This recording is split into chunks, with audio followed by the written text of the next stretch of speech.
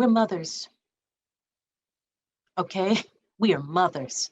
And that is what you see, okay? Understanding the protections that we have to put in place in an environment where we are told that we have, and I don't want to say this with babies walking about, because I don't want them to believe that we have no value.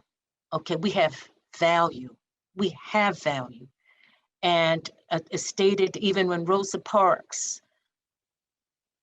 made that decision, that had actually been planned prior to her taking that seat. She said she had Emmett Till on her mind. Okay, she had Emmett Till, a child whose life was taken away simply because of something he said. We think about the Emmett Till case, we have to in some ways prioritize the activism of his mother. She went on series of NAACP speaking tours, and she did this throughout the course of her life. Just in some ways, using such a personal tragedy, losing her son, and using that to in some ways challenge American democracy. Her witness, her agency, her activism is so important. And I have to, I can go on and on here, but I remember, reading one of her speeches. I think it was actually in Baltimore in 1955 for an NAACP rally. And her ability to make connections. So during 1955, America is in this long kind of Cold War, trying to stop, quote unquote, godless communism, and we think about what happens with the Vietnam War, right? But she was just like, hey, look, in one of her speeches, we don't have to wait for foreign powers to destroy us. America's going to destroy itself internally because of this issue of race.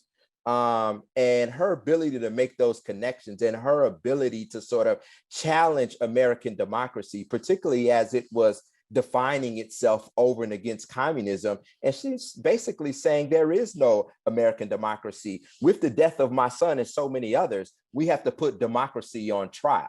She played the most important role in my assessment of the early civil rights movement by, first when her son went missing, and she said, "I'm on my way to Money, Mississippi," and her family and friends was begging her not to leave and to go down there. But then when they found it recovered his body, and they shipped his body back to Chicago under state of Mississippi law that she couldn't open the casket, and she takes this crowbar and opens this box and then opens the casket to view her son.